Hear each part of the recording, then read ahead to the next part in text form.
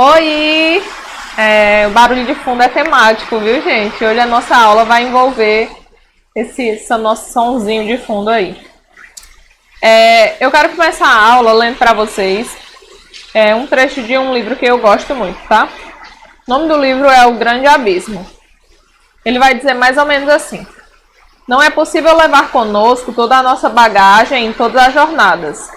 Em uma dessas viagens, até mesmo a sua mão direita ou seu olho direito podem estar entre as coisas que precisará deixar para trás.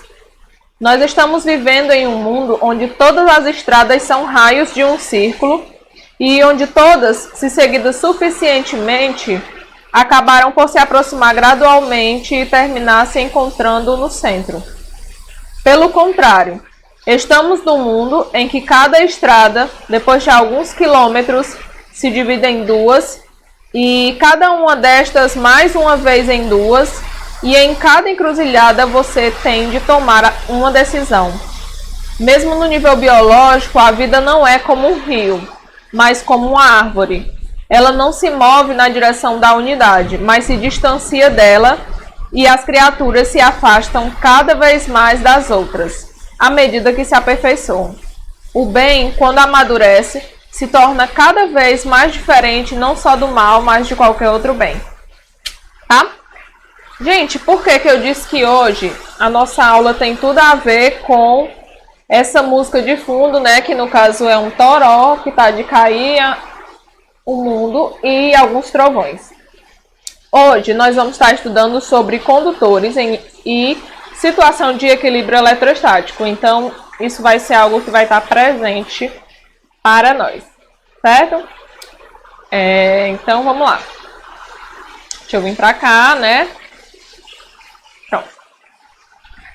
Primeiro, gente, nós vamos estudar o campo elétrico e o potencial elétrico de uma distribuição de cargas em um condutor. Eu vou estar explicando o que é cada termo, tá? Aqui são só algumas observações que eu quero fazer. Para a gente estudar os campos elétricos, nós vamos usar sistemas de cargas pontiformes, tá bom? E sem distribuição de carga nos condutores. Eu não estou considerando que eu tenho uma distribuição de forma irregular, certo? Deve-se considerar que estes estão em equilíbrio eletrostático, ou seja, não tem nenhuma carga sendo retirada e todo o movimento interno das cargas já cessou. Então, a gente não está falando aqui de cargas em movimento. Nós estamos falando de uma situação onde eu não vou a nenhum momento retirar ou colocar carga no meu condutor e não vai ter cargas em trânsito, tá bom? Olha, vamos já entender como é que isso acontece. Então, vamos definir, né, o que é um condutor. Um condutor é tipo um material que ele tem uma maior facilidade de conduzir cargas elétricas, certo? Por exemplo, um metal. O metal ele tem grande facilidade de conduzir cargas elétricas. Então, nós vamos tratar de alguns condutores que têm essa facilidade de conduzir cargas e como é que acontece o comportamento deles em equilíbrio, onde eu não tenho essa movimentação de cargas, tá bom? Ou essa movimentação ela ocorre de forma ordenada. Definição: um condutor está em equilíbrio eletrostático quando não há um fluxo ordenado de elétrons livres em seu interior. O que seria isso, Thaís? Uma situação onde eu não tenho uma passagem de corrente elétrica, tá? Porque quando eu tenho uma passagem de corrente elétrica, eu tenho elétrons livres que estão correndo por dentro de um fio, por dentro de um material, entendeu? Então, aí não tem uma situação de equilíbrio, mas aqui nós estamos falando de equilíbrio eletrostático, é quando eu não tenho esse fluxo ordenado. Não que eu não possa ter elétrons livres se movimentando, mas eu não vou ter o fluxo ordenado. Esses elétrons eles não vão estar todos se movimentando em uma direção, como quando eu tenho uma corrente elétrica que eles estão todos na mesma direção se movimentando, tá bom? Então, esse seria um condutor que está em equilíbrio eletrostático. As cargas elétricas, elas vão se distribuir num condutor em toda a sua superfície. em toda a sua superfície externa. Então, imagina que você tem como se fosse uma bola de futebol, certo? E aí, onde todas as cargas elas estão distribuídas na superfície. Apesar daquele condutor estar carregado, você não tem a presença de cargas dentro do condutor. Elas estão somente na superfície externa. É tanto que o campo desse condutor, como depende da carga dele, o campo dentro dele vai ser zero, vai ser nulo. Mas o campo fora vai ser como de uma carga pontual. O potencial, gente, por sua vez, ele vai ser o mesmo em qualquer ponto de dentro interior desse condutor. Então, não tem o campo, certo? Mas eu vou ter a presença do potencial. Eu vou ter forças que vão estar atuando sobre ele dentro do condutor, mas dentro do condutor o potencial é o mesmo, independente de que ponto do condutor, se mais próximo da casca ou mais distante ou no centro, eu estou falando. Próximo ponto a se considerar, a concentração de carga é maior nas regiões pontiagudas, que nós vamos ver que é o poder das pontas. Isso vai explicar, por exemplo, porque mesmo estando à mesma altura, o para-raios ele vai receber uma maior quantidade de descarga elétrica do que um prédio, né? Isso é uma característica. Então, gente, primeiro, as cargas elétricas elas se distribuem na superfície, certo? Em toda a superfície do seu condutor. Dentro, eu não vou ter a presença de campo, nem carga. Dentro do corpo, eu não tenho carga, eu só tenho carga na superfície. Por exemplo, peguei uma esfera como essa e carreguei. A esfera é metálica, que é um material condutor. Para onde é que vai estar acumulada todas as cargas? Na superfície. E se for um condutor que tem algum formato que possui pontas, as cargas vão se acumular nas pontas, certo? Nessas regiões pontiagudas. O potencial vai ser o mesmo para qualquer ponto desse seu condutor. Condutor em equilíbrio. De novo, né? Um condutor está em equilíbrio eletrostático quando ele não tem um movimento ordenado de cargas. Caso um condutor em equilíbrio eletrostático seja eletrizado, esse excesso de cargas elétricas, negativas ou positivas, vai ser distribuído pela sua superfície, como nós vimos, pois sabemos que cargas de mesmo sinal se repelem, certo? O maior afastamento possível corresponde a uma distribuição de cargas na superfície externa do condutor. Então, por exemplo, eu tenho um condutor aqui que foi eletrizado. Para onde é que vão as cargas desse condutor? Elas vão ser distribuídas na superfície desse condutor, como nós já vimos, tá bom?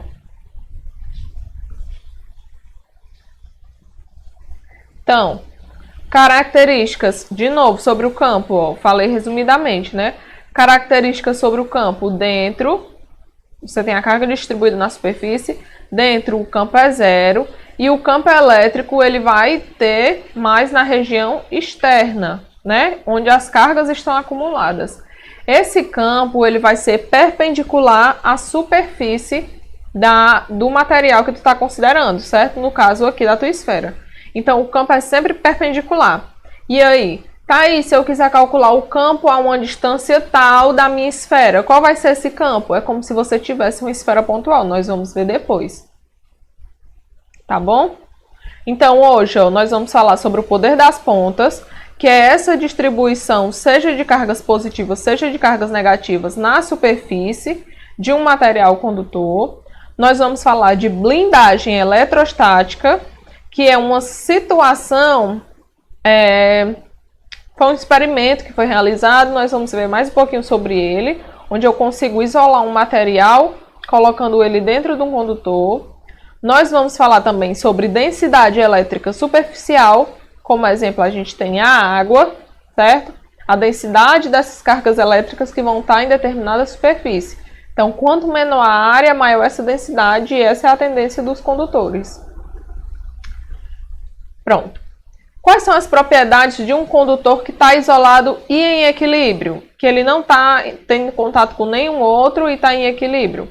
O campo elétrico nos pontos internos é nulo, como nós já vimos. Essa é a característica. Gente, ó, isso é um movimento ordenado de cargas, tá bom? Isso é um movimento ordenado de cargas, tá vendo? Ó, todas se movendo na mesma região. Aqui eu tenho elétrons livres, eles estão se movimentando? Estão, mas eu não vou ter um movimento ordenado, certo? Então aqui eu não tenho campo, mas aqui eu tenho, tá bom? Porque aqui não existe um movimento, aqui vai existir. Existe um movimento, existe um trabalho para locomover todos esses elétrons juntinhos, e aqui sim eu vou considerar. Depois nós vamos ver isso, certo? Força elétrica normal, Q vezes E, só que como o campo é zero no interior, essa sua força elétrica também vai ser zero, tá bom? Um condutor isolado em equilíbrio eletrostático. O potencial elétrico em todos os pontos dentro vai ser constante. Então, o potencial em B, em A, em C, em D, todos, inclusive na superfície, o potencial vai ser o mesmo, certo? Não existe uma diferença de potencial, por exemplo, entre os pontos dentro da sua superfície. E aí, o que você vai observar, ó, é dessa equivalência aqui, ó. Diferença de potencial é igual a E vezes D, né? Só que esse seu campo é igual a quanto? Zero. Então, a sua diferença de potencial vai ser zero. Isso significa o quê? Que em qualquer ponto, esse potencial é o mesmo. O potencial é constante em todos os pontos internos e na superfície. E fora, Thaís, como é que eu vou considerar? Normalmente, como a gente estava calculando, como se eu tivesse só uma carga pontual. E é isso aí. No interior de um condutor elétrico, qualquer formato de campo elétrico, de qualquer formato, o campo elétrico é nulo. Se houver campo elétrico no interior, se houvesse campo elétrico no interior do condutor, ele agiria nos elétrons livres, os quais teriam um movimento ordenado. Foi aquele que a gente viu. Se eu tenho um movimento ordenado, eu tenho um campo elétrico. Por quê? Porque esse campo vai gerar uma movimentação, se eu tiver a presença. E também, se tiver campo elétrico, eu tenho uma diferença de potencial, e essa diferença de potencial permite que haja locomoção dos elétrons. Como só tenho elétrons livres se movimentando, eu não vou ter a presença desse campo elétrico. Então, eu não tenho esse movimento ordenado sobre a influência do campo e não vou considerar, contrariar esse conceito de condutor em equilíbrio eletrostático. Então, aquela mesma situação, ó. Força elétrica igual a Q vezes E, o campo vai ser igual a zero, então essa força elétrica é igual a zero. E externamente, da sua superfície para fora, o campo elétrico não é nulo, certo? E esse vetor do campo elétrico é sempre normal à superfície, tá? Se o vetor campo elétrico fosse como no... Se o vetor campo fosse como no ponto da mesma figura, ele teria uma componente tangencial. Sim, aqui, ó. Se esse vetor do campo, ele tivesse uma direção dessa forma, então ele teria que ter componentes tangenciais, né? Na superfície. O que provocaria também um movimento ordenado de elétrons ao longo da sua esfera, ao longo da sua superfície, que é uma coisa que não acontece, entendeu? Se eu tivesse esse campo nessa direção inclinada, ele geraria uma movimentação de cargas também sobre a superfície, que é uma coisa que não acontece. Então, o campo elétrico ele vai ser radial, e nós vimos que ele é o mesmo sentido dessas linhas, né, de força. Condutor esférico. Para se determinar o vetor campo elétrico e o potencial elétrico em pontos externos a um condutor, olha, supõe-se sua carga pontiforme concentrada no centro. Tá vendo aquilo que eu tinha dito? Thaís, como é que vai ser o campo e o potencial fora desse condutor? Dentro eu já sei que o campo é zero e o potencial é o mesmo. E o potencial é o mesmo em qualquer ponto. E fora, como é que vai ser? Como se eu tivesse uma carga pontual. É como se toda aquela massa toda aquela carga que está distribuída sobre o condutor, ela estivesse concentrada num único ponto, tá bom?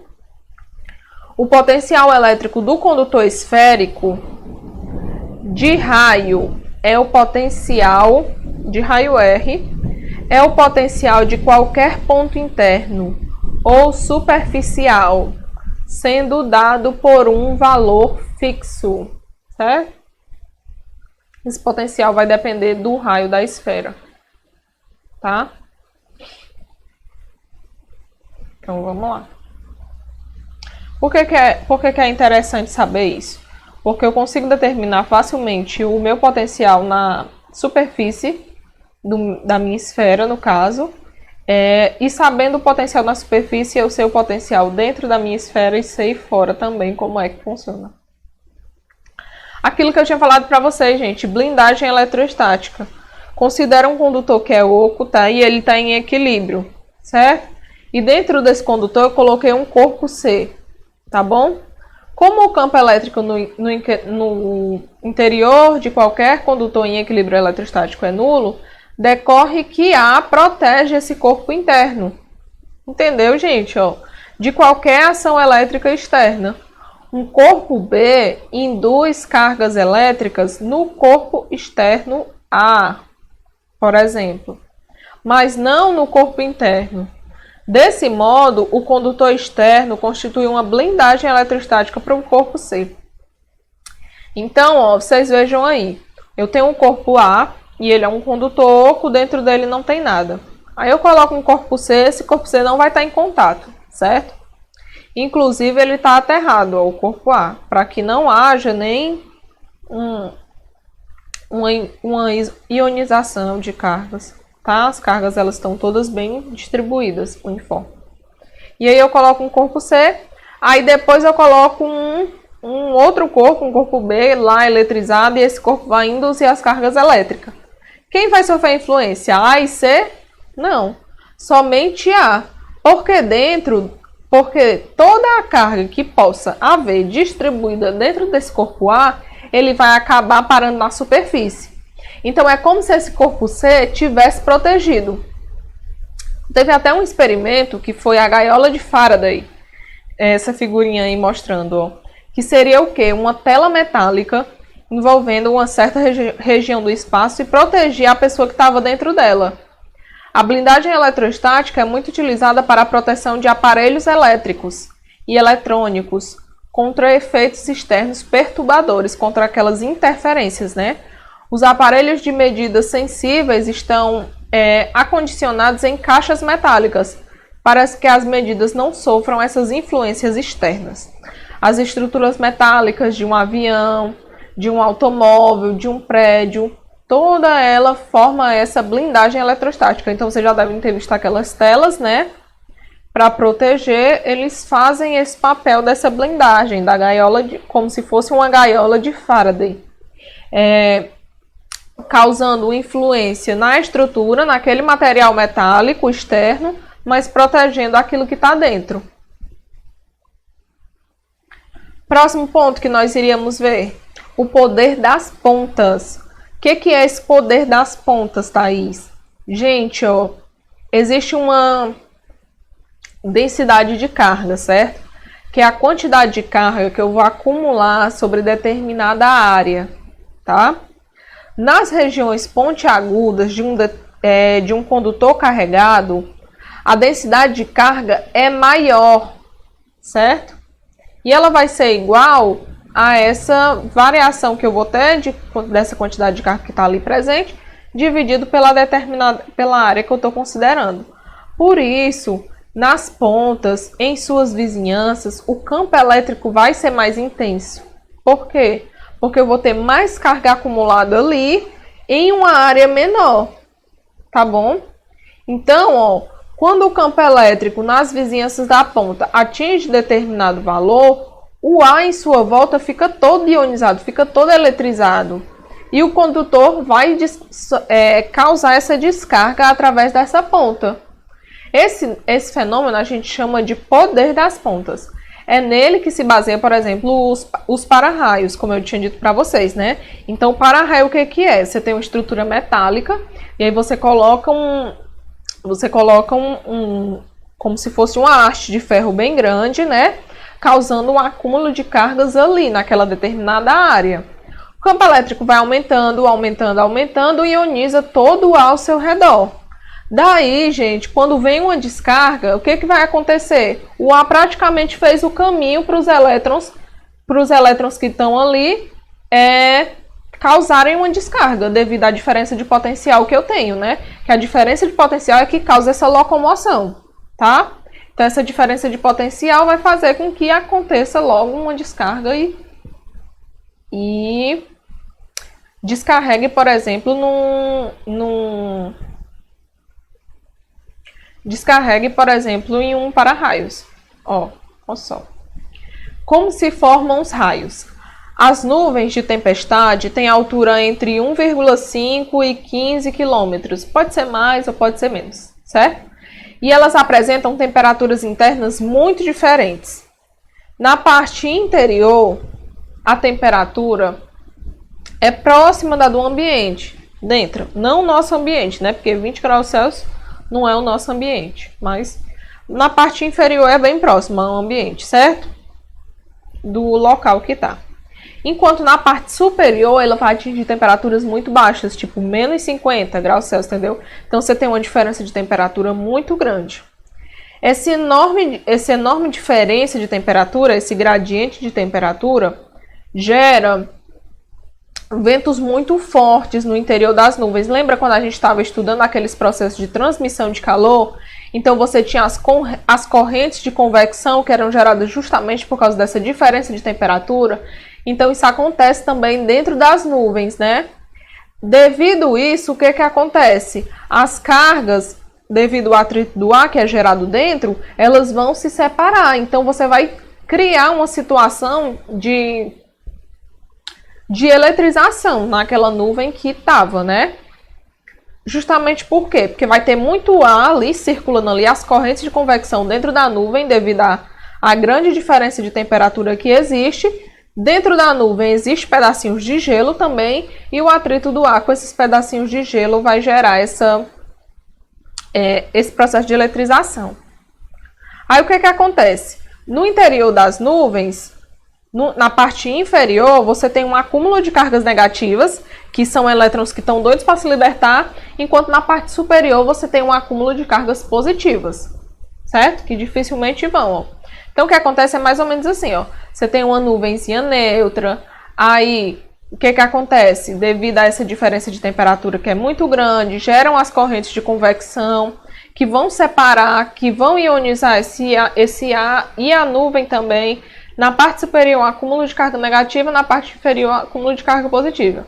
O que que acontece, gente? Ó, essas cargas aqui, ó, e você tem no solo uma presença de grande quantidade de cargas positivas. Então, olha aqui, ó, gente, não parece, né, um condutor de placas paralelas, né? Então, um campo vai ser gerado aqui. Se um campo é gerado aqui, o que que acontece? Os elétrons vão ser atraídos e aí você tem uma descarga elétrica. Então, a causa dessa eletrização seria a eletrização por atrito, né, entre as partículas de água e gelo que estão presentes lá nas nuvens. A distribuição de cargas no solo nas nuvens. Vamos ver mais um pouquinho como é que acontece. Eu escrevi aqui mais um pouquinho. Ocorre que quando um raio ocorre um raio quando eu tenho essa diferença de potencial entre a nuvem e a superfície. Eu já tinha explicado isso aqui, né? Ou entre duas nuvens.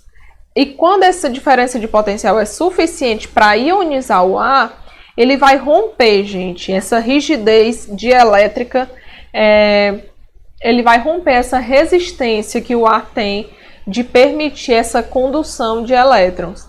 Então é isso que acontece. Quando esse campo ele é tão forte que ele consegue ionizar até mesmo o ar e romper essa rigidez que existe, acontece o raio, que é essa liberação, essa descarga. Você tem uma corrente elétrica. Corrente elétrica, ó, todas as cargas se movendo em uma mesma direção. Isso é uma corrente elétrica. Então é mais ou menos isso que acontece, ó. A descarga. E aí, gente, o trovão, Thais? Então, como é que se explica o trovão? Gente, ó, essa descarga aquece o ar, provoca uma expansão. Nesse processo de expansão são geradas duas ondas. Uma que vem antes, que eu não consigo ouvir, não é audível ao ouvido humano. E outra que vem depois, que é essa onda sonora que nós conseguimos escutar, que é o trovão. Então é causado por essa descarga elétrica. Certo? Cerca de 70% dos raios ocorrem dentro da nuvem, ou entre outras nuvens. Que até você romper e atingir o solo, vai demorar mais um pouquinho, elas já estão mais próximas, né? Que elas precisam romper o campo e a distância que elas precisam romper é bem menor. Então 70% acontece lá nas nuvens e os outros 30% acontece na Terra. Ainda assim, gente, ó, vamos ver alguns fatos. Ainda assim, o Ceará é um dos mais atingidos por raios. A energia total numa grande tempestade elétrica é superior a uma bomba atômica. Vocês sabiam disso? Essa é uma curiosidade. Próximo fato. O Brasil é o país mais atingido por raios no mundo, sendo Mato Grosso do Sul a região brasileira de maior incidência. Desculpa, não sei se eu falei Ceará ou se eu falei Brasil, mas é Brasil, tá? Acho que eu confundi e falei Ceará. Não sei. Então, Mato Grosso do Sul e aquelas regiões são as regiões de maior incidência. Lá ocorrem anualmente 20 raios por quilômetros quadrados. Cerca de 100 brasileiros morrem por ano vítimas de raio, o que corresponde a 10% dessas mortes no mundo. Estou me sentindo uma noticiária aqui. É a mulher do tempo, né? Locais perigosos e locais seguros para uma pessoa estar durante uma tempestade. Ó. Cume de uma colina. Tem uma proteção? Gente, nenhuma. O cume de uma colina, pelo amor de Deus. Eu estou mais próximo ainda da nuvem, que já está ionizada, pronto para dar uma descarga. O que vai acontecer? Se acontecer uma descarga elétrica ali no cume daquela colina, eu vou ser a primeira que vou rodar. Segundo, num campo aberto. Será que é perigoso? É, menos do que numa colina, mas também é. Não sei a probabilidade desse raio cair no campo ou numa colina, né? Vai depender do dia de quem de morrer que é. Uma árvore isolada. Uma árvore, será que é um lugar bom? Obviamente que não, né? Até porque pelo poder das pontas pode acontecer de ter uma descarga ali. Se for um coqueiro que é mais alto, talvez. Outra planta bem grande. E eu estou próximo da árvore, sou eu que vou também junto com a árvore. Talvez a árvore nem sinta, né? Dentro de casa, gente, eu tenho as estruturas metálicas, né? As estruturas metálicas, elas fazem essa blindagem, então dentro de casa é um local seguro. E próximo de para-raios também, num prédio que tem para-raios, então é um local também muito seguro, certo? Então é isso aí, gente. Procurem locais fechados, não locais abertos. Uma situação que é muito comum, é a próxima. Então, ó, distribuição de acidente, maior risco de acidente. Onde é que eu tenho mais riscos? Perto de árvores, campos abertos, parques aquáticos. Gente, pelo amor de Deus. Telefonia, baixo. Rádios e transmissores onde eu tenho antena, baixíssimo, porque a antena de rádio ela vai servir de para-raio, né? Equipamentos de máquinas pesadas, golfe, que também se encaixaria até naqueles campos abertos aí. Então, o campo aberto, gente, é um local onde tem um maior risco de acidente. Então é legal. Aí, ó, você tá dentro do carro em uma tempestade e de repente esse carro é atingido por um raio. O que acontece? O que você ia fazer, gente? Tu acha que é mais seguro dentro do carro ou fora do carro? O carro foi atingido por um raio. Geralmente quando chove, né? Todo mundo para, gente, vamos parar. Vamos descer todo mundo e vamos ficar esperando aqui fora, né? Vamos ficar esperando aqui fora essa chuva passar. Depois que essa chuva passar, a gente entra e vai, porque é perigoso, né? Na verdade, gente, o carro ele vai servir mais ou menos como uma gaiola de Faraday, né? Ele vai lhe blindar eletrostaticamente. Só que eu posso estar pegando nas partes metálicas do carro? Obviamente não, né? Porque aí vai ser conduzido o carro por meio do meu corpo também. Aí são exemplos de para-raios, ó. São pontas metálicas que se colocam justamente para romper essa rigidez, ó. Então, sempre que eu tiver essa diferença de potencial, elétrons vão ser conduzidos e vai ocorrer uma descarga, tá? Por meio desses para-raios. Coisas que são lendas e coisas que são verdades. Se não está chovendo, não caem raios? Será que é lenda ou verdade? Lenda. Os raios podem chegar no solo até 15 km de distância do local da chuva. Próxima coisa.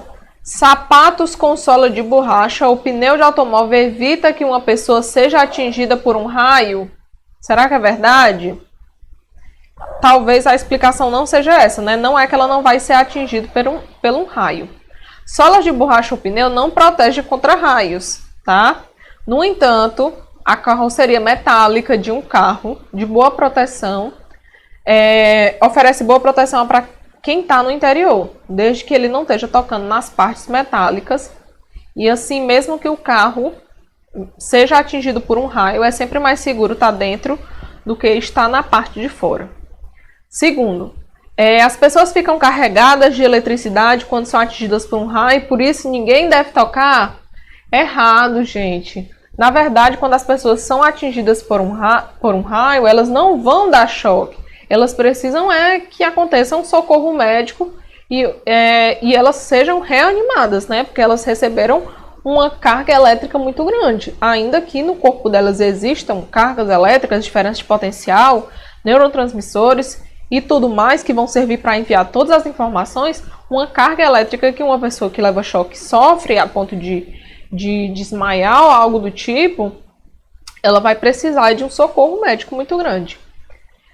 Próximo, um raio nunca cai duas vezes no mesmo lugar? Gente, isso aí é coisa para justificar alguma burrada que foi feita, né? Um raio pode sim cair duas, 3 vezes, 4 vezes no mesmo lugar, até porque um raio não vai escolher, você já caiu ali, eu não posso mais cair, isso não acontece. Então, gente, são as lendas e as verdades que temos. E foi isso, gente, por hoje, né? Outra lenda aí, a última, né? Que cobrir espelho, faca. É verdade isso? Não, gente, não é verdade isso aí. Não tem nada a ver, não protege ninguém.